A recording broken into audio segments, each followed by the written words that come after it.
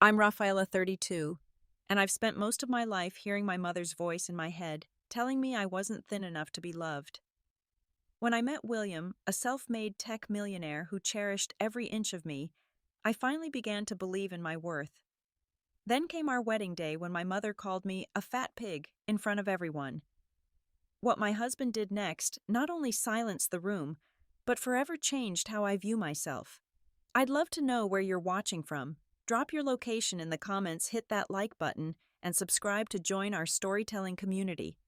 If you've ever stood up to someone who tried to diminish you, this story might feel familiar. Growing up in Boston with Eleanor Stevens as my mother meant living under a microscope of criticism. A former beauty pageant contestant who had once placed in the top 5 at Miss Massachusetts, my mother carried her obsession with appearance into motherhood. My earliest memory of her criticism came when I was 8 years old, trying on a dress for my cousin's wedding. "Rafaela, sweetie," she said, tugging at the fabric around my middle. "We need to watch what you're eating. Girls who look like this don't get asked to dance." Her perfectly manicured nails pinched at what she called my problem areas, while I stood on a department store pedestal, fighting back tears. My father Thomas was the opposite. A warm, gentle literature professor at Boston University, he would scoop me up after these episodes and tell me I was perfect exactly as I was. "You have your grandmother's build," he would say proudly. "Strong, capable women who change the world. Don't worry about fitting into sample sizes." This fundamental disagreement about my worth created a constant tension in their marriage that I could feel even as a child. Then there was my younger sister Camilla, 3 years my junior. She had somehow won the genetic lottery according to my mother's standards, naturally thin with our mother's high cheekbones and effortless grace. Eleanor paraded Camilla at every opportunity, entering her in children's pageants and dance competitions, while I sat in the audience, usually with a book in my lap and my father's reassuring hand on my shoulder. "See how Camilla holds herself," my mother would say on the drive home, glancing at me in the rearview mirror. "That's what judges notice. Posture can hide a multitude of flaws, Rafaela. You should practice." Family gatherings were minefields of humiliation. At Thanksgiving when I was 12, my aunt caught me taking a second helping of mashed potatoes. Before I could return to my seat, my mother intercepted me. "Rafaela," she hissed loud enough for nearby relatives to hear, "you've already had plenty. Let's not make shopping for Christmas dresses any more difficult than it needs to be." I returned to the table empty-handed, my appetite replaced by a familiar knot of shame. My cousin Louisa, only a year older than me and rail-thin, despite eating twice what I did, gave me a sympathetic look before passing me rolls under the table when my mother wasn't looking. School events were no safer. During my 8th grade graduation, as families gathered for photos, my mother brought a cardigan for me to wear over my sundress. "To minimize your arms, sweetie," she explained, though the temperature was well into the 80s. When my father objected, she brushed him off. "Thomas, I'm helping her. The camera adds 10 pounds, and Rafaela can't afford that." My relationship with food became complicated. In public, I learned to eat sparingly, pushing food around my plate to create the illusion of consumption while minimizing my mother's critiques. In private, I found comfort in secret snacks, feeling both soothed and guilty with every bite. Food became both enemy and friend, the source of my supposed failings, but also my most reliable comfort when those failings were pointed out. Despite this, I found my own path to confidence through academic achievement. When I spoke up in class, no one was measuring the width of my thighs or counting the calories on my plate. They were listening to my ideas. In debate club, I discovered that my voice could command attention regardless of my size. I won competitions and earned respect based solely on the power of my mind, and it was intoxicating. My father nurtured this side of me, bringing home books that featured strong female protagonists who defied societal expectations. "Your mother means well," he would say after particularly cutting comments from Eleanor. "She grew up believing a woman's value was in her appearance. But you and I know better, don't we?" I would nod, though part of me still desperately wanted my mother's approval. No matter how many academic achievements I collected, they never seemed to outweigh the disappointment she felt when looking at me. Each award certificate and honor roll mention was met with, "That's nice, dear. Now, if only we could get you into a healthy exercise routine to match that healthy brain of yours." By the time I graduated high school, I had developed a defensive shell against my mother's barbs. I'd learned to smile politely through her criticisms while planning my escape. NYU's acceptance letter was my ticket to freedom, and as I packed for college, I promised myself that I would build a life where my worth wasn't measured by the number on a scale. But the voice in my head, that critical, disapproving voice that sounded suspiciously like Eleanor Stevens, would prove harder to leave behind than I had hoped. It followed me to New York, whispering insecurities in my ear, even as I began to build a new life for myself. New York City was a revelation. For the first time, I was surrounded by people of all shapes, sizes, and backgrounds who valued intelligence and authenticity over conformity. My freshman dormitory at NYU housed future artists, entrepreneurs, activists, none of whom seemed concerned with whether my jeans were a size 8 or 14. My roommate Zoe was a theater major from Chicago with wild curly hair and boundless confidence. The first time she saw me examining my reflection critically in our shared bathroom, sucking in my stomach and frowning, she declared, "Nope, not in this room. We have a strict no body shaming policy, including self-shaming." She taped a sign to our mirror that read, "You are not your reflection. You are your impact on the world." It was Zoe who dragged me to my first college party, overriding my protests about having nothing to wear, with a generous loan from her own eclectic wardrobe. "Clothes are meant to fit you, not the other way around," she insisted, handing me a wrap dress with a bold floral print. "Besides, there's this cute guy in my scriptwriting class who's been asking about you since he saw you at the library." I didn't believe her until Derek, a lanky film student with kind eyes, spent the entire party discussing Russian literature with me in a quiet corner. When he asked for my number at the end of the night, I was certain it was some elaborate prank. It took 3 more group outings and Zoe's exasperated intervention before I accepted that his interest was genuine. "He likes you," she said, throwing a pillow at me after I declined another of his invitations. "And not in spite of how you look. He thinks you're gorgeous. When will you get it through your thick skull that your mother's beauty standards are completely warped?" Dating Derek was my first step toward recognizing that my mother's voice wasn't the only one worth listening to. Though our relationship eventually ended amicably when he transferred to UCLA, he helped me see that I could be desired just as I was. Academically, I flourished at NYU. My marketing professors quickly recognized my talent for understanding consumer psychology and creating compelling narratives. Professor Harrington, a former advertising executive who taught my advanced marketing strategies course, kept me after class one day during my junior year. "Stevens," he said, using my last name as he did with students he respected, "you have a gift. The way you break down complex motivations and translate them into actionable marketing approaches, it's exceptional. Have you considered where you want to intern this summer?" With his recommendation, I secured a coveted internship at Wallace & Green, a boutique marketing firm specializing in tech clients. The experience was transformative. For 10 weeks, I worked alongside industry veterans who valued my input and never once commented on my appearance. What mattered was my ability to craft messages that resonated with target audiences, to predict consumer behavior, and to translate technical features into emotional benefits. By graduation, I had job offers from 3 different firms. I chose Apex Digital Solutions, a mid-sized agency with an impressive client roster and a female CEO who had built her reputation by challenging industry norms. Within 3 years, I had been promoted twice, managing accounts for startups that would later become household names. By 29, I was the youngest executive at Tech Forward Marketing, overseeing campaigns with multi-million-dollar budgets. My financial independence gave me something precious: the power to limit contact with my mother on my own terms.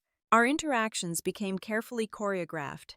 Holiday visits with clear arrival and departure times phone calls scheduled in advance, so I could mentally prepare, and always with the option to disconnect if her comments became too toxic. "I don't understand why you insist on living so far away," she would complain during our calls. "And in such a dangerous city." Is it because of the food New York has so many restaurants? I learned to redirect these conversations. Work is going well, Mom. We just landed the Sonotech account. Dad, how's your new seminar on modernist literature? Therapy helped me understand the source of my mother's behavior. Dr. Levine, a compassionate woman with a no-nonsense approach, helped me see Eleanor not as an all-powerful judge of my worth, but as a woman trapped in her own insecurities. Your mother is projecting her fears onto you, Dr. Levine explained during one session. She was valued primarily for her appearance, and watching that fade has been traumatic for her. She's terrified of becoming invisible, and she's transferring that fear to you. This perspective didn't excuse Eleanor's behavior, but it helped me depersonalize it. Setting boundaries became less about defying my mother and more about protecting my hard-won self-esteem. Around this time, I started a side project that would eventually become a passion, a blog called Size Unlimited, that chronicled my experiences navigating the fashion world as a plus-size professional woman. What began as personal outfit documentation gradually attracted a following of women who shared similar struggles. Finally, commented one reader on a post about professional workwear, someone's showing that you can be successful and stylish above a size 10. Your confidence gives me life. The blog connected me with a community of women who understood what it meant to move through a world that often made them feel invisible or unwelcome. We shared shopping tips, workplace experiences, and strategies for handling family members who seemed determined to undermine our self-worth. Through helping others, I continued to heal myself. By the time I turned 30, I had built a life that I was proud of. I had a fulfilling career, a beautiful apartment in Brooklyn, friends who accepted me completely, and a growing platform where I could advocate for body positivity. The only thing missing was someone to share it all with. But after a series of dating disappointments, I had made peace with the possibility that romantic love might not be in my future. And then at the annual Tech Vision conference in San Francisco, where I was presenting our marketing strategy for an innovative AI platform, I met William Hawkins, and everything changed. The Tech Vision conference was the premier event for showcasing innovation in the tech industry. Our client NeuralSphere had developed an AI system that could predict consumer behavior with unprecedented accuracy, and as the lead on their account, I was chosen to present their marketing strategy to an audience of industry leaders. I spent weeks preparing my presentation, determined to demonstrate that NeuralSphere's technology could revolutionize how companies connected with consumers. The morning of my talk, I wore my power outfit, a tailored navy suit with subtle pinstripes, and a silk blouse in a vibrant teal that brought out my eyes. My hair was pulled back in a sleek chignon, my makeup flawless. I looked professional, polished, and in control. The presentation went even better than I had anticipated. The audience was engaged, asking insightful questions, and several attendees approached me afterward to exchange business cards. I was riding high on adrenaline and success when a tall man with thoughtful gray eyes and an unassuming presence introduced himself. "That was brilliant," he said, extending his hand. "William Hawkins Innovations. Your analysis of emotional triggers and consumer decision-making was spot on." I recognized his name immediately. William Hawkins was something of a legend in tech circles, a self-made millionaire who had built his company from a startup in his garage to a major player in cloud security solutions. Unlike many tech CEOs who cultivated larger-than-life personas, William was known for his understated approach and ethical business practices. "Rafaela Stevens," I replied, shaking his hand. "Thank you for the compliment. I've followed your work with encryption protocols for years. The way you've made high-level security accessible to small businesses is impressive." He smiled, and I noticed the slight crinkles around his eyes that suggested he smiled often. "I'm more impressed by how you made complex AI behaviors understandable to a room full of people who think they know everything already. That's a rare talent." We ended up talking for nearly an hour, missing the next session entirely. William was interested in my thoughts on ethical marketing practices, on the responsibility companies had to their consumers, on the future of tech accessibility. Not once did his eyes wander from my face to assess my body. Not once did he make me feel that my ideas were less valuable because of my size. When he asked for my contact information, I assumed it was for professional purposes. When he called the next day to invite me to dinner, specifying that it wasn't a business meeting, I was genuinely surprised. "I'm only in San Francisco for 2 more days," he explained, "and I'd like to continue our conversation in a setting where we're not surrounded by people trying to sell each other things." We met at a small Italian restaurant in North Beach, tucked away from the tech crowds.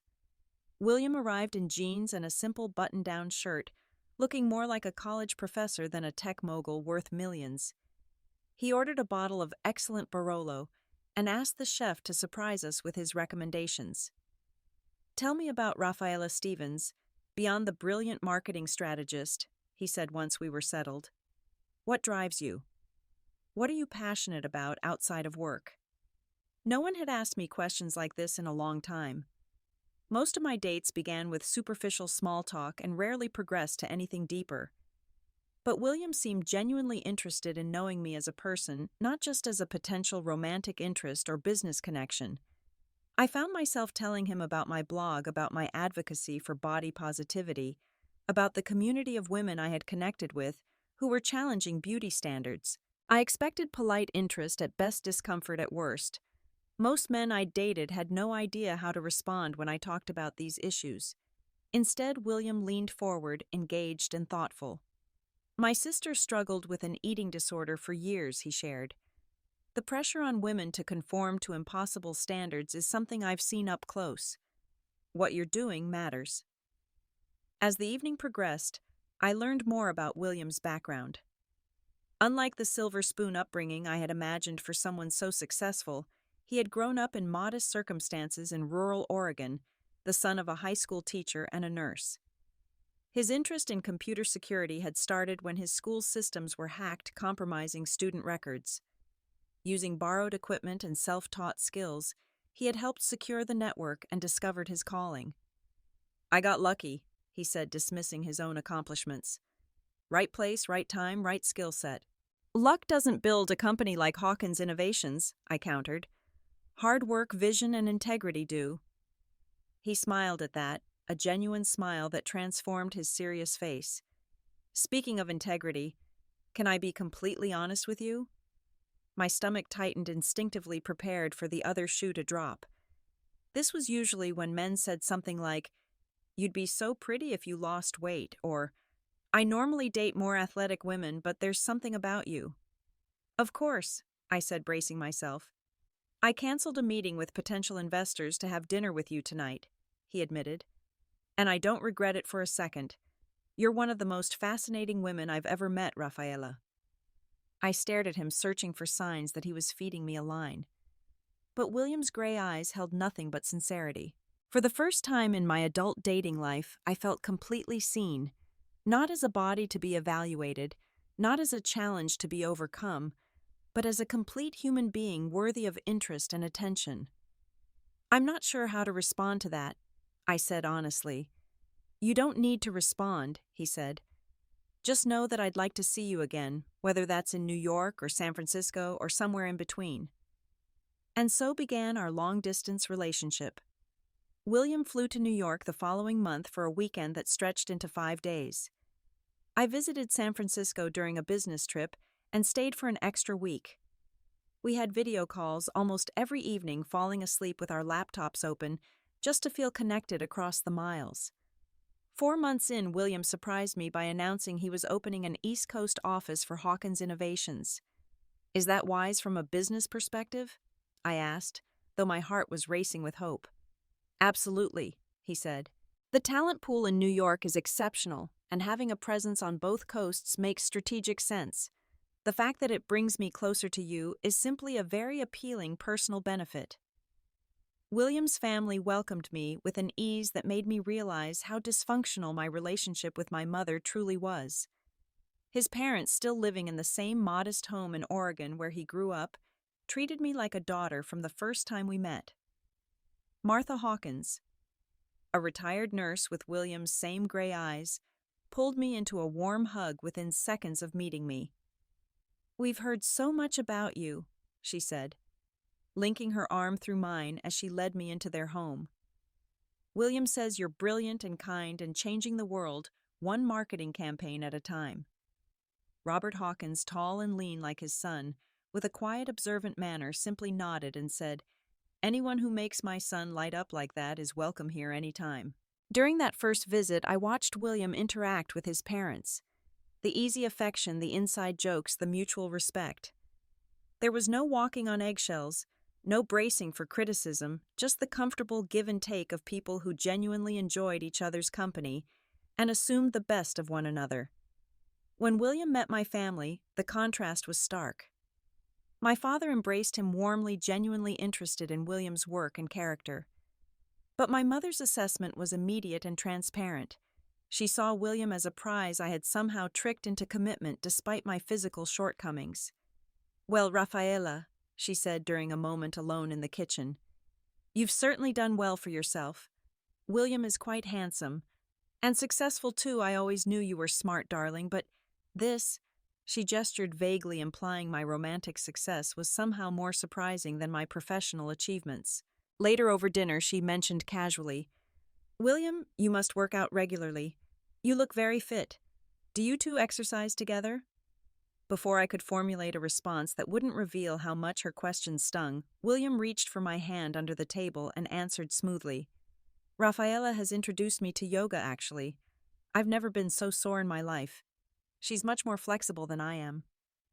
The look of surprise on my mother's face was priceless, and I felt a surge of gratitude for William's subtle defense. That night, as we drove back to our hotel, William asked gently, "Has your mother always been so focused on appearance?" "For as long as I can remember," I admitted. "I'm sorry you had to witness it." "Don't apologize for her behavior," he said firmly.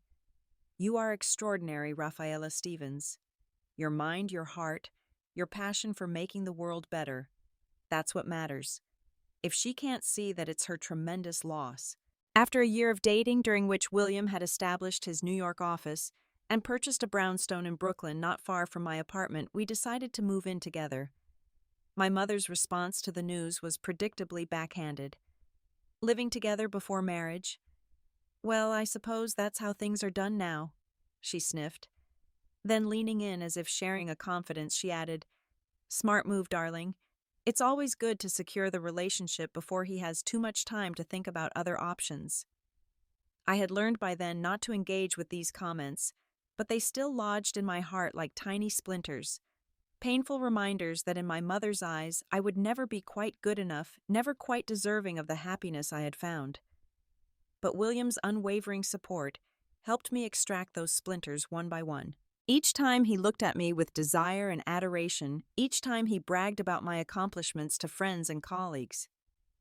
Each time he stood up to my mother's subtle digs, another piece of my old insecurity fell away. Living with William was easy in a way I hadn't known relationships could be. We built a home together filled with books and art and technology, a place where both of us could thrive professionally while nurturing our personal connection. We established traditions: Sunday morning pancakes, monthly opera outings, summer hikes in the Catskills, that became the framework of our shared life. And when on a crisp autumn weekend in Vermont, as the leaves blazed red and gold around us, William got down on one knee by a secluded lake and asked me to be his wife, I said yes without hesitation. The ring he slipped onto my finger was his grandmother's, a vintage emerald surrounded by tiny diamonds, elegant and unique. "She was an extraordinary woman," he said as I admired the ring through tears of joy. "Strong, brilliant, compassionate, like you. She would have adored you, Rafaela." In that perfect moment, I felt completely worthy of love, not despite my body, but as a complete human being. What I didn't realize was that my mother would soon test that newfound confidence in the most public and painful way possible. Planning a wedding when your mother has spent your entire life critiquing your appearance is a special kind of challenge. From the moment William and I announced our engagement, Eleanor Stevens appointed herself chief consultant on all things bridal, with a particular focus on how to make me look as slim as possible on my big day. "Darling, you simply must consider an A-line gown," she insisted during our first wedding discussion over brunch. "And perhaps some structural undergarments, miraculous what they can do these days. My father, who had been genuinely delighted about our engagement, shot her a warning look. "Eleanor, please. Rafaela will be beautiful in whatever she chooses." "Of course she will," my mother replied with a tight smile. "I'm just trying to help her look her best on the most important day of her life. There will be photographs, Thomas. Photographs that last forever." William, who had insisted on attending this planning session despite traditional groom exclusion, reached for my hand under the table. "I think what Eleanor means," he said diplomatically, "is that she wants Rafaela to feel confident and comfortable, which is exactly what we all want." My mother's smile became even more strained. "Precisely. And confidence comes from knowing you look your absolute best." "Actually," I said, finding my voice, "my confidence comes from being surrounded by people who value me for who I am, not what size dress I wear." An awkward silence fell over the table, broken only when my father cleared his throat and suggested we discuss venue options. It was the first of many similar exchanges as wedding plans progressed. When I mentioned wanting a spring wedding, my mother countered that winter would be more flattering. "All those layers, darling, and no risk of swelling in the heat." When we discussed color schemes, she pushed for slimming dark tones rather than the vibrant spring palette I preferred. Each suggestion came wrapped in the guise of helpful advice, making it difficult to object without seeming ungrateful or oversensitive.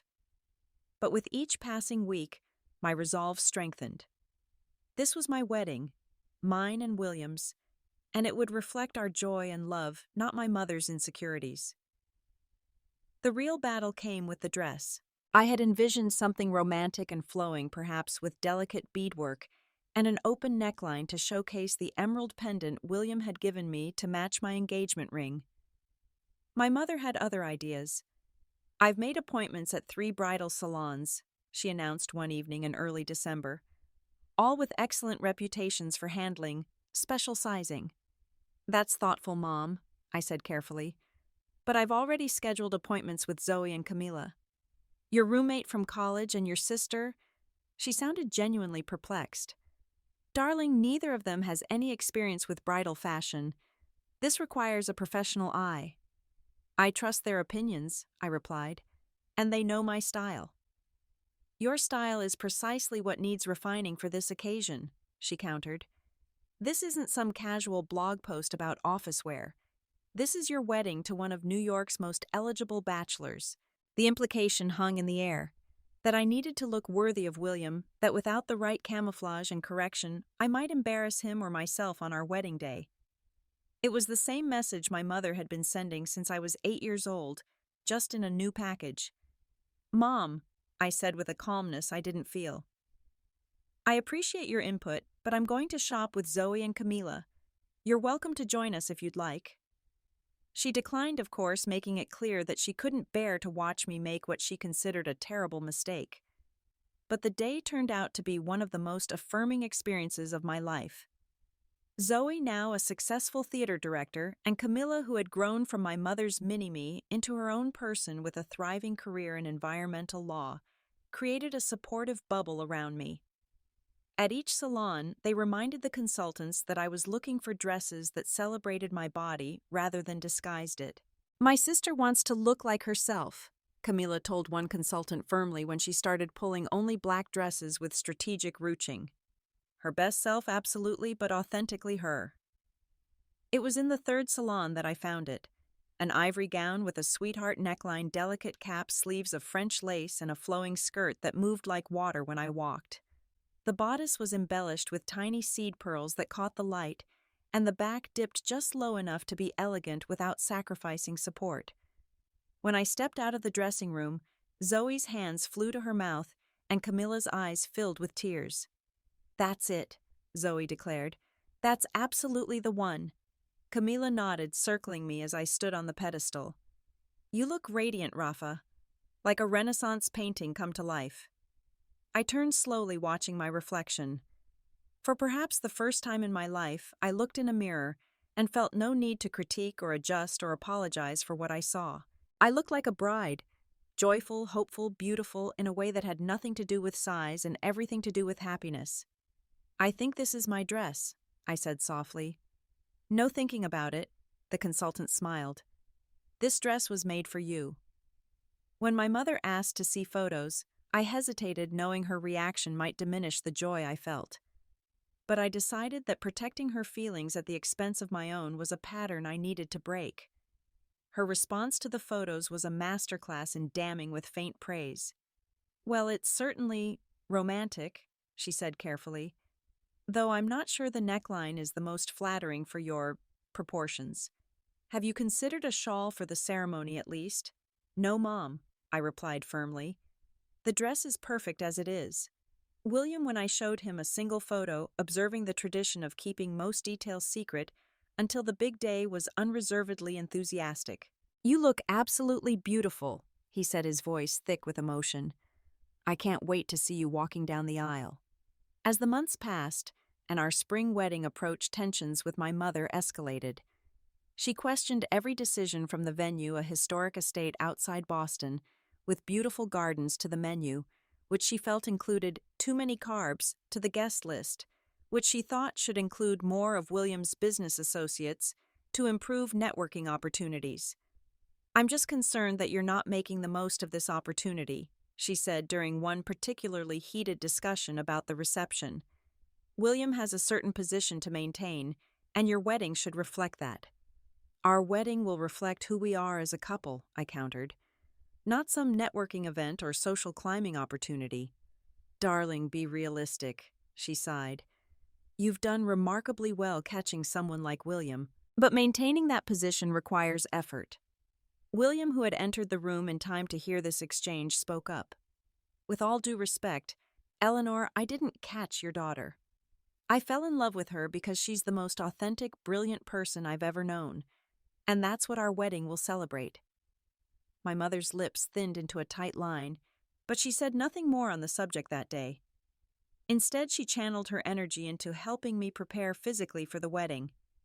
Every conversation included subtle and not-so-subtle suggestions about pre-wedding diets, fitness regimens, cosmetic procedures, and body-shaping undergarments.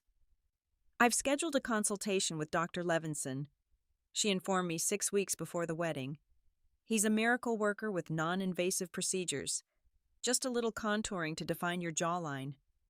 Cancel it, I said flatly. I'm not interested. Rafaela, be reasonable. The photos will show me exactly as I am on one of the happiest days of my life, I finished for her. That's what I want, Mom, not some artificially contoured version of myself. Surprisingly, it was my sister Camilla who became my strongest ally during this time. Once my mother's perfect mini-me, she had developed her own perspective during college and law school. During the rehearsal dinner, when Eleanor made yet another comment about my dress fitting, "We can still make adjustments, darling, right up until the day before," Camilla intervened. "Mom, stop," she said firmly. "Rafaela looks beautiful. The dress is perfect. Your comments aren't helping anyone." My mother looked genuinely shocked. Her younger daughter had rarely contradicted her, especially not in defense of me.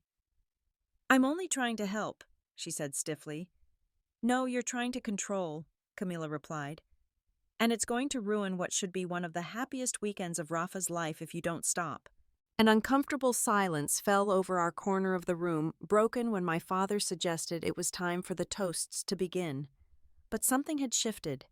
For the first time, someone other than William or my father had directly challenged my mother's behavior toward me, and that someone was her favored daughter. As I went to bed that night in the suite William had reserved for me, observing the tradition of spending the night before the wedding apart, I felt a strange mix of emotions. Joy about marrying the man I loved, anxiety about being the center of attention the next day, and a sad resignation that my mother might never truly see me or celebrate me as I was. What I didn't anticipate was that the next day would bring both the most humiliating and the most empowering moments of my life, all within the span of a few devastating minutes. The morning of my wedding dawned clear and perfect, with spring sunshine filtering through cherry blossoms in the gardens where we would exchange our vows. I woke early, a mixture of excitement and nerves fluttering in my stomach, as I realized that by sunset I would be Rafaela Hawkins. My bridal suite at the Lockwood estate was filled with activity by 9. Zoe arrived with coffee and pastries, followed closely by Camila and my 2 bridesmaids from work. The hair and makeup artists set up their stations, while my father's sister, Aunt Maggie, unpacked the emergency kit she had prepared with everything from safety pins to spare stockings. "No sign of Mom yet?"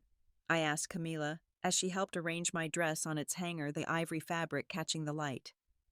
She texted that she's running late. Something about a last-minute alteration to her dress. Camilla rolled her eyes subtly. "Dad's keeping her on schedule, don't worry." I tried to push away the disappointment. Despite everything, I had hoped that on my wedding day, my mother might set aside her criticisms and simply be happy for me. "It's fine," I said more to myself than to Camilla. "Everything is going to be perfect today." And for the next few hours, it truly was. The makeup artist enhanced rather than transformed, giving me a radiant glow that made my eyes sparkle and my smile brighter. The hairstylist created an elegant updo with a few soft tendrils framing my face, securing it with pearl pins that matched the detailing on my dress. My mother arrived as I was stepping into my gown, Camila and Zoe holding it open for me to slip into.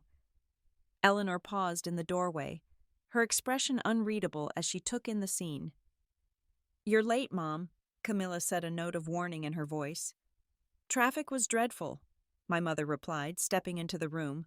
She was impeccably dressed in a silver blue gown that complemented her still striking figure, her blonde hair swept into a sophisticated chignon. "I see you've started without me." "We had to," I said, trying to keep my tone light, as Zoe began fastening the row of tiny pearl buttons that ran down the back of my dress. "The ceremony starts in 2 hours." My mother circled me slowly, her critical eye taking in every detail. I steeled myself for the inevitable commentary on what could be improved, what wasn't quite right, what might still be adjusted. But instead, she simply said, "The neckline does work better than I expected." From Eleanor Stevens, this was practically effusive praise. I felt a ridiculous surge of gratitude for this crumb of approval, and then immediately hated myself for still seeking her validation after all these years. "Thanks, Mom," I said simply. "I'm really happy with it." The photographer arrived to capture pre-ceremony moments, and the suite filled with the rustle of fabric and the click of the camera. Through it all, my mother remained uncharacteristically restrained, making only the occasional suggestion about how I should pose or where the light was most flattering. It was my father's reaction that nearly undid me. When he entered the suite for the traditional first look, he stopped in the doorway, his hand going to his heart. "Rafaela," he whispered, tears immediately filling his eyes. "My beautiful girl." He crossed the room and took my hands in his, seeming to struggle for words. "You look exactly like I always imagined you would on this day. Completely yourself, completely radiant." The photographer captured the moment he embraced me, careful not to disturb my hair or makeup, and whispered, "William is the luckiest man in the world today, and I am the proudest father." From that point, everything moved with dreamlike speed. The bridesmaids gathered their bouquets. My father offered his arm, and suddenly we were making our way through the estate's corridors to the garden where 100 guests waited beneath an arbor draped with spring flowers. The ceremony itself was perfect. The string quartet played Pachelbel's Canon as I appeared at the end of the petal-strewn aisle. William's face as he turned and saw me for the first time reflected such love and awe that any lingering insecurity melted away. In that moment, I knew with absolute certainty that he saw me, truly saw me, and loved every part of who I was. Our vows, which we had written ourselves, spoke of partnership, respect, and unwavering support through whatever life might bring. When William promised to honor your strength, celebrate your brilliance, and walk beside you as your equal in all things, I heard several guests sniffle appreciatively. "I now pronounce you husband and wife," the officiant declared. "William, you may kiss your bride." As William's lips met mine, and our guests erupted in applause, I felt a sense of completion I had never known before. This man, this brilliant, kind man who could have chosen anyone, had chosen me. Not despite my body, but alongside it as part of the complete person he had fallen in love with. The reception began with cocktails on the terrace overlooking the estate's manicured gardens. William and I moved from group to group, accepting congratulations and introducing family members to friends and colleagues. I noticed my mother holding court among William's business associates, clearly enjoying her new connection to his success. Dinner was served in the estate's grand ballroom with tables arranged around a central dance floor and a magnificent 5-tier wedding cake displayed on a table of honor. William and I sat at the head table with our parents and wedding party, enjoying the delicious meal and the speeches from Zoe Williams' best man and my father. Thomas Stevens' speech brought tears to many eyes as he spoke of watching me grow from a curious, bright child into a strong, accomplished woman. And now, he concluded, raising his glass, I have the joy of seeing my daughter find a partner who recognizes her extraordinary worth. To Rafaela and William, may your life together be as beautiful as your love for each other. Everything was going perfectly, until it was time to cut the cake. William and I stood together beside the towering creation of vanilla sponge and buttercream, laughing, as the photographer directed us to pose with the silver cake knife. Guests gathered around champagne glasses in hand to witness the traditional moment. Make sure you hold the knife at an angle, my mother called from somewhere in the crowd. More flattering for your arms, darling. I tensed slightly, but maintained my smile. William squeezed my hand reassuringly as we positioned the knife against the bottom tier of cake. That was when it happened. My mother, who had been drinking steadily throughout the reception, pushed her way to the front of the gathered guests. I still can't believe it, she said, her voice carrying clearly across the suddenly quieting room. I never thought I'd see the day my daughter, the fat pig, actually found someone to marry her. The words hung in the air like a physical blow. The knife froze in my hand as a horrified silence fell over the entire reception. I felt the blood drain from my face as 100 pairs of eyes turned toward me, witnessing my humiliation. My father's face showed shock and then fury as he moved toward my mother. "Eleanor," he hissed, reaching for her arm. But I couldn't move, couldn't speak, couldn't do anything but stand there holding a cake knife, the words, "fat pig," echoing in my ears in my mother's voice, the same voice that had been criticizing my body since I was 8 years old. In that moment, all my accomplishments, all my hard-won confidence, all my joy in this perfect day seemed to evaporate, leaving only the wounded child who would never be good enough. Tears pricked at my eyes as I contemplated the options run from the reception in my beautiful dress. Pretend I hadn't heard confront my mother and create an even bigger scene on what was supposed to be the happiest day of my life. That was when William, still holding my hand, calmly took the microphone from the nearby DJ stand. His face showed no anger, no embarrassment, just a serene determination as he addressed the stunned crowd. "I'd like to say something," he began, his voice steady and clear. "I'm married to the most beautiful woman in this room, beautiful in every way that matters. Rafaela is brilliant, compassionate, and stronger than anyone I've ever known. Anyone who can't see that doesn't deserve to be in our lives." He turned slightly to address my mother directly, his tone still measured, but with an unmistakable firmness. "Eleanor, I respect that you're Rafaela's mother, but I cannot and will not respect the way you speak to her. What you just said is unacceptable, and I'm going to have to ask you to leave our wedding." A collective gasp rose from the guests. No one had expected this calm, diplomatic man to make such a decisive and public stand. "You can't be serious," my mother spluttered, looking around for support and finding none. Even her friends looked uncomfortable, avoiding her gaze. "I've never been more serious about anything," William replied. "I've watched you undermine and criticize Rafaela for years, and I've respected her wishes to handle her relationship with you in her own way. But not today. Not at our wedding. Not anymore." He gestured discreetly, and 2 members of the venue's security team appeared at the edges of the crowd. "These gentlemen will escort you to a car that will take you back to your hotel. Your belongings can be sent along later." My mother's face contorted with rage and humiliation. "Thomas," she appealed to my father, "are you going to allow this?" My father, who had reached her side, looked at her with an expression of profound sadness and disappointment. You did this, Eleanor. Not William. Not Rafaela. You. He turned to me, his eyes filled with apology. Rafaela, I am so sorry. Do you want me to go with her? I found my voice at last, though it trembled slightly. No, Dad. Stay, please. As the security team gently but firmly guided my protesting mother from the ballroom, an awkward silence descended.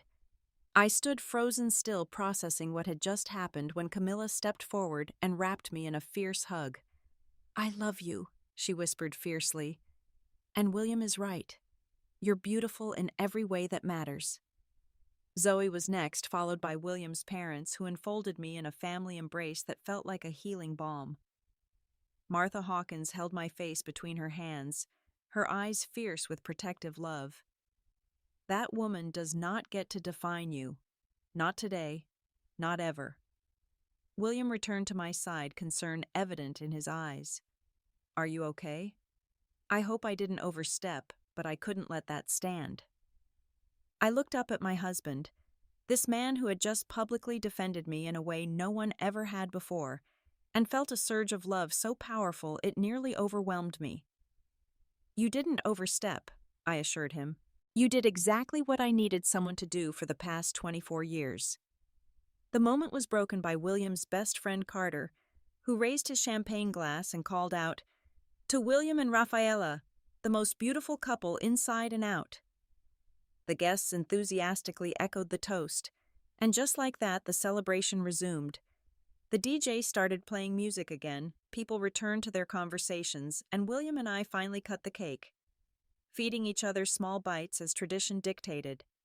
As we moved to the dance floor for our first dance as husband and wife, William held me close. I meant every word, he murmured against my hair. You are extraordinary, Rafaela Hawkins, and I will spend the rest of my life making sure you never forget it. Wrapped in his arms, moving to the music, surrounded by people who genuinely cared for us, I felt something shift inside me. My mother's cruel words still stung. They had cut too deep for too many years to be instantly forgotten, but they no longer defined me. For perhaps the first time I saw her commentary for what it was, a reflection of her own brokenness, not my worth. The father-daughter dance followed, and as Thomas Stevens took my hand, I saw tears in his eyes once again. I am so sorry, Rafaela. I should have protected you from her all these years. I should have done what William did today long ago. It's not your fault, Dad, I said gently. It is partly, he insisted. I enabled her by staying silent, by making excuses, by trying to keep the peace instead of standing up for what was right. But that ends today. I promise you that. As we moved across the dance floor, he added quietly, I'll be staying at a hotel tonight, and I'll be calling a lawyer on Monday. What your mother did today was unforgivable, but it was also the culmination of decades of behavior that I've allowed to continue. I can't change the past, but I can make different choices going forward. I looked at him in surprise. My parents had been married for 35 years. Despite their differences and the tension caused by my mother's behavior, I had never imagined them apart. Dad, are you sure? Don't make a decision based just on today. It's not just today, he said sadly. It's 1,000 days like today. I've been unhappy for a very long time, Rafaela. And watching William stand up for you made me realize how I've failed to do the same. It's time for me to find my courage, just like you found yours. The rest of the reception passed in a blur of dancing laughter and genuine celebration. My mother's absence, far from casting a shadow over the event, seemed to allow everyone, especially me, to relax and truly enjoy the moment. Without the constant anticipation of her next critical comment, I found myself fully present, fully joyful, fully me. Later that night, as William and I finally retreated to the estate's honeymoon suite, exhausted but happy, I kicked off my shoes and collapsed onto a chaise lounge. Some wedding, huh? I said, a hint of lingering disbelief in my voice. William knelt to massage my feet, his expression thoughtful. It was perfect, he said. Not despite what happened, but in some ways because of it. I saw you claim your power today, Rafaela. I saw you choose joy over shame, love over fear, and I've never been prouder to be your husband. As I looked at him, this man who had defended me so publicly and was now tenderly caring for me in private, I realized he was right. Something profound had shifted. My mother's words had been meant to humiliate me, to put me back in my place, to remind me that I was unworthy. Instead, they had freed me from any lingering hope that she would change, freed me from the exhausting effort of seeking her approval, freed me to fully embrace the life and love I had built, despite her efforts to diminish me. "You know what?" I said, reaching for William's hand. It was perfect. Because today, I finally understood that her words have no power over me unless I give them power. And I'm done doing that. He smiled, bringing my hand to his lips. "That my beautiful wife sounds like the beginning of a wonderful new chapter." He couldn't have been more right. What my mother intended as my greatest humiliation became instead the catalyst for my most profound healing, and the start of a life built on love, respect, and the revolutionary act of accepting myself completely. The weeks following our wedding were a whirlwind of contradictions. The joy of beginning our married life together tempered by the aftermath of my mother's behavior and my parents' subsequent separation. William and I postponed our planned honeymoon to Italy, deciding instead to stay close to home while the situation with my family stabilized. My father, true to his word, had moved into a hotel after the wedding and consulted a divorce attorney. When I expressed concern about his impulsive decision, he assured me it was anything but impulsive. "I've been contemplating this for years, Rafaela," he explained over coffee in the sunlit breakfast nook of the brownstone I now shared with William. "But I always told myself I was staying for you and Camilla, that breaking up the family would hurt you more than my unhappiness was hurting me." "And now?" I asked, studying the new lightness in his expression, despite the circumstances. "Now I realize that by staying, I've been complicit in how she treats you, and that hurts more than any divorce could." He reached across the table to squeeze my hand. "What William did at the wedding, standing up for you, setting a boundary, being willing to create discomfort to protect you, it showed me what love is supposed to look like." My mother, meanwhile, had retreated to a spa in Arizona, ostensibly for rest and reflection, but more likely to avoid facing the consequences of her actions. She had sent a carefully worded email to me 3 days after the wedding, not quite an apology, more an attempt to reframe what had happened. "Darling," she wrote, "I regret that things got out of hand at the reception. The champagne was flowing rather freely and I spoke without thinking. You know I've always wanted what's best for you, and my concerns about your weight have only ever been about your health and happiness." William's reaction was quite extreme under the circumstances, but I understand he was being protective. "I hope that once everyone has calmed down, we can put this unfortunate incident behind us and move forward as a family." I showed the email to Dr. Levine during an emergency therapy session I had scheduled to process the wedding incident. "This is a classic non-apology," she observed. "She's minimizing what happened, blaming external factors like alcohol, reframing her criticism as concern, and suggesting that William overreacted. There's no acknowledgement of the harm she caused or real accountability for her actions." "So what do I do?" I asked, feeling the familiar pull of obligation despite everything. "What do you want to do?" Dr. Levine countered. "This is about your boundaries now, Rafaela. Not what you should do or what might make others comfortable. What do you need to feel safe and respected in your relationship with your mother going forward?" It was a profound question, one that forced me to confront years of accommodating my mother's behavior at the expense of my own well-being. After careful consideration and many discussions with William, I crafted a response that would set the tone for our relationship moving forward. "Mom," I wrote, "what happened at my wedding wasn't an unfortunate incident. You called me a fat pig in front of my friends, family, and colleagues on what should have been one of the happiest days of my life. This wasn't an isolated incident fueled by champagne. It was the culmination of a lifetime of criticism and shaming about my body. I cannot and will not put this behind us without genuine acknowledgement of the harm you've caused and a commitment to change. If you want to be part of my life going forward, you need to 1.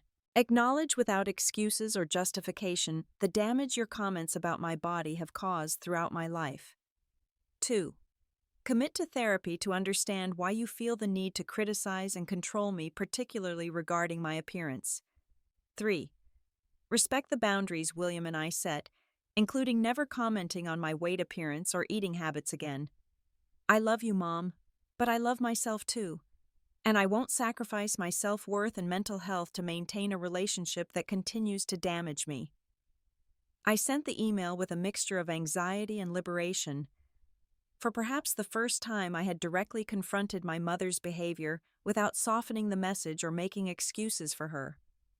I had stated clearly what I needed and set boundaries around what I would accept. Her response was predictable. She claimed I was being overly sensitive, that I was allowing William to drive a wedge between us, that I was betraying family loyalty by airing our dirty laundry to outsiders like therapists. When these tactics didn't work, she tried guilt, lamenting that her only daughter would shut her out after one mistake, and wondering how she would face her friends with this family rift becoming public knowledge. Through it all, I held firm. Each manipulative message strengthened my resolve rather than weakening it. William's unwavering support was my anchor, but equally important was the growing conviction that I deserved better, that protecting myself from toxic behavior wasn't selfish but necessary. Camilla, to my surprise, took a similar stance with our mother.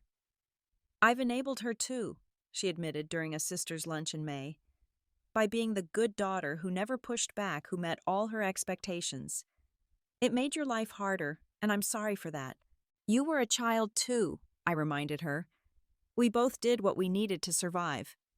Maybe, she acknowledged, but we're adults now, and it's time we both stopped playing the roles she assigned us.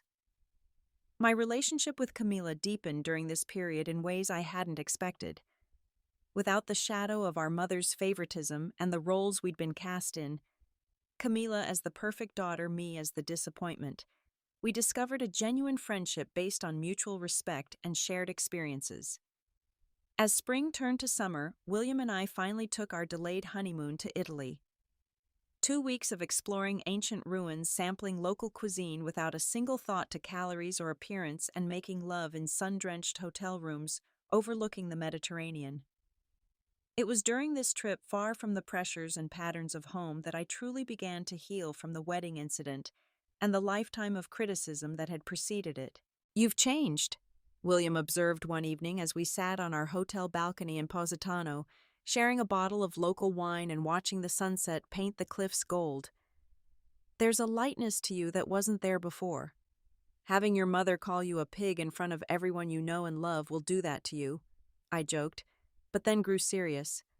Actually, it's not despite that incident, but because of it.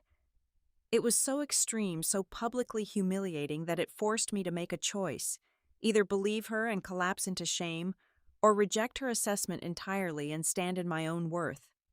And you chose the latter, William said, his eyes warm with pride. I did. I agreed. It's like the worst happened. The thing I'd feared for years, public humiliation about my body, actually happened. And I survived. More than survived. I'm thriving. Because I finally understand that her words reflect her damage, not my value. When we returned to New York, I channeled this new understanding into action. My blog, which had already been gaining traction as a voice for body positivity, expanded into a platform for discussing toxic family dynamics and setting healthy boundaries. The response was overwhelming. Thousands of comments from women and men who had experienced similar criticism and control from parents, partners, or other authority figures. Your wedding story broke my heart and then put it back together again, wrote one reader. I've been allowing my mother to criticize my appearance for 40 years. Today I finally told her it stops now. Another commented, when you described William standing up for you, I realized no one has ever done that for me. And more importantly, I've never done it for myself. Until today. These messages inspired me to think bigger. With William's enthusiastic support, both emotional and financial, I established the Body Peace Foundation, a nonprofit organization dedicated to helping young people develop healthy body image and set boundaries with critical family members. We offered scholarships for therapy workshops on family dynamics and self-worth, and a mentorship program pairing teens with adults who had navigated similar challenges. My father, now living in a small but cheerful apartment near his university office, became one of our most passionate advocates. He spoke candidly about his regret for not protecting me from my mother's criticism and offered workshops for parents on recognizing and interrupting body-shaming patterns. I was a literature professor for 30 years, he told me after his first workshop, but I've never done anything as meaningful as this. My mother, meanwhile, continued her attempts to reestablish our relationship without making any real changes. She sent holiday cards and birthday gifts as if nothing had happened. She made occasional overtures through mutual friends suggesting lunch dates or shopping trips. When these were declined, she turned to Camila, who politely but firmly redirected her to address the boundaries I had set in my email. 6 months after the wedding, she finally requested a meeting. To clear the air, she said a phrase that made me instantly wary. After consulting with Dr. Levine, I agreed to meet her at a neutral location, a quiet tea room in Manhattan, with the understanding that I would leave immediately if she violated my boundaries. William offered to accompany me, but I decided this was a conversation I needed to have on my own. Eleanor Stevens looked older than I remembered, the carefully maintained facade of youthful perfection, showing cracks around the eyes and mouth. She had lost weight, I noticed, the irony not lost on me, and her hands trembled slightly as she arranged her napkin. "You look well," she said after an awkward greeting. "Marriage agrees with you." "Thank you," I replied, waiting to see where she would take the conversation. She sipped her tea, clearly struggling to find the right words. "I've been reflecting on what happened at the wedding, and on your email afterward." I nodded but said nothing, remembering Dr. Levine's advice to allow silence rather than rushing to fill it with reassurances or explanations. "I've always wanted what was best for you, Rafaela," she continued, falling back on familiar justifications. "The world is cruel to women who don't meet certain standards. I thought I was preparing you for that reality. By calling me a fat pig at my wedding?" I asked quietly. She flinched visibly. "That was inexcusable. I had too much champagne and I was feeling overlooked. It was your day, all about you, and everyone was celebrating while I felt invisible, aging irrelevant." It was perhaps the most honest thing my mother had ever said to me. Not an excuse for her behavior, but a glimpse into the insecurity that drove it. "Mom," I said gently, "I understand feeling invisible or irrelevant. You made me feel that way my entire life because I didn't look how you wanted me to look. But your insecurity doesn't justify cruelty." "No," she admitted, looking down at her teacup. "It doesn't." We sat in silence for a moment before she spoke again, her voice uncharacteristically hesitant. "Your father is divorcing me." "I know. 35 years of marriage over. Because of one mistake." I shook my head. "Not one mistake, Mom. A pattern. A lifetime of criticizing and controlling not just me, but him too. The wedding was just the breaking point." She looked genuinely shocked at this assessment. "I wasn't controlling. I was maintaining standards. Someone had to." It struck me then how deeply my mother believed in her version of reality. A world where her behavior was necessary and justified, where she was the hero of the story, rather than the villain. And perhaps in her own way, twisted as it was, she had been trying to protect me from a world that she found cruel and unforgiving. "I understand that's how you see it," I said finally. "But from where I stand, you sacrificed your relationships with your husband and daughters to maintain arbitrary standards that have brought you no real happiness. That's a tragedy, Mom. For all of us, but especially for you." Tears welled in her eyes, an unprecedented display of vulnerability from a woman who prided herself on perfect composure. "I don't know how to be any other way," she whispered. "That's why I suggested therapy in my email," I said. "Not as a punishment, but because I genuinely believe you could be happier if you could let go of these rigid standards. I would like to have a relationship with you, Mom, but not if it means sacrificing my own mental health and self-worth." She dabbed at her eyes with a napkin, careful not to smudge her makeup. "I've made an appointment," she admitted reluctantly, "with a therapist.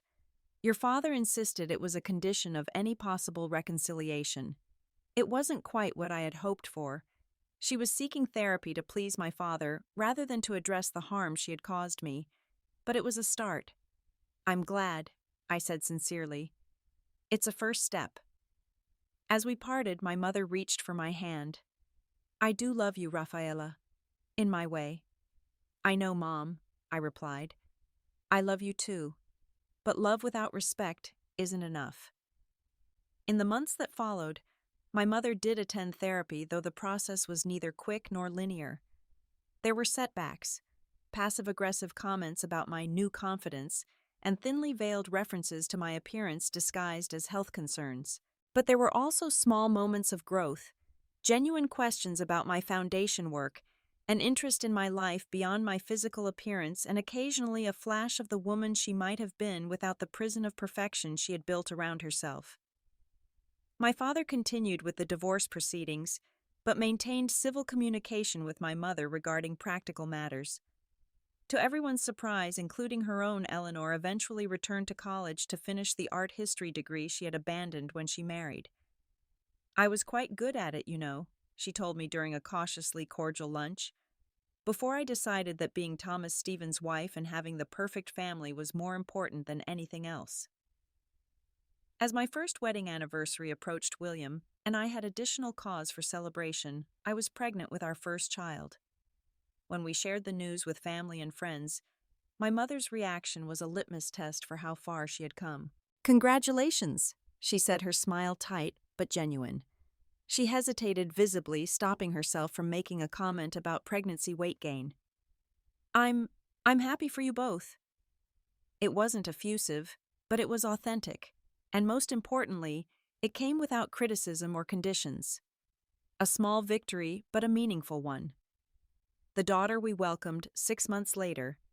Sophia Grace Hawkins entered a world very different from the one I had grown up in. She was surrounded by people who cherished her exactly as she was, who would never make her feel that her worth was tied to her appearance.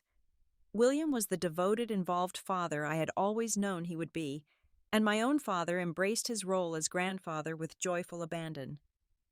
My mother's relationship with Sophia was more complicated. She clearly wanted to be involved but struggled against her ingrained patterns. I watched her carefully during visits, ready to intervene at the first sign of critical commentary about Sophia's appearance. But to her credit, Eleanor seemed to recognize the opportunity to do better with her granddaughter than she had with her daughters. "She has your eyes," she observed during one visit as Sophia played on the living room floor. "Your intelligence too, I think. The way she figures things out." It was perhaps the first compliment my mother had ever given me that had nothing to do with my appearance, and it caught me off guard. "Thank you," I said, genuinely touched. "Dad always said I got my curiosity from you, actually, before you were so focused on beauty pageants." Something flickered across her face. Regret, perhaps, or recognition of paths not taken. "I was more than that once," she said quietly. "Maybe I could be again." As I watch my daughter grow, now nearly 3 years old, and fiercely independent, I am acutely aware of the legacy I want to leave her. Not a legacy of insecurity and impossible standards, but one of self-acceptance and boundaries. Not the belief that her worth depends on her appearance, but the unshakable knowledge that she is valuable exactly as she is. William and I are vigilant about the language we use around her body and food. There are no good or bad foods in our home, no commentary on weight or size. Instead, we talk about strength and health, about the amazing things our bodies can do, about the joy of movement and the pleasure of nourishing ourselves. And when Sophia inevitably asks about the wedding photos, where Grandma Eleanor is conspicuously absent from the reception, I will tell her the truth, in age-appropriate terms. That sometimes the people who should love us the most struggle to do it right. That words can hurt, but don't define us. That setting boundaries isn't selfish but necessary.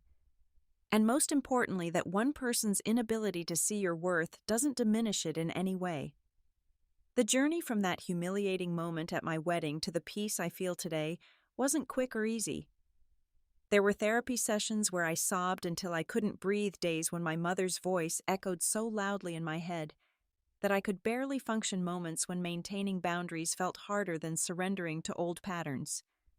But with each small victory, each time I enjoyed a meal without calculating calories, each body-positive post that resonated with thousands of readers, each workshop where I watched young people begin to free themselves from toxic family dynamics, the voice in my head that sounded like my mother grew fainter, replaced by my own voice, by William's voice, by the voices of all the people who had shown me what true love looks like.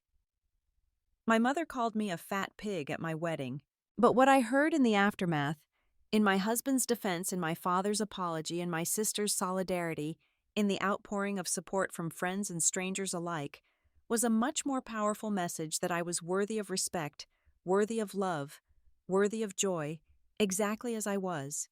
And that ultimately is the message I choose to carry forward, for myself, for my daughter, and for anyone else who has ever been made to feel less than by someone who should have built them up. Have you ever had to set boundaries with family members who undermined your self-worth? How did you handle it? Share your experiences in the comments below. And if this story resonated with you, please like, subscribe, and share it with someone who might need to hear that they too are worthy of respect and love exactly as they are. Thank you for listening to my story, and remember, sometimes the most powerful thing you can do is decide whose voices you allow to define you.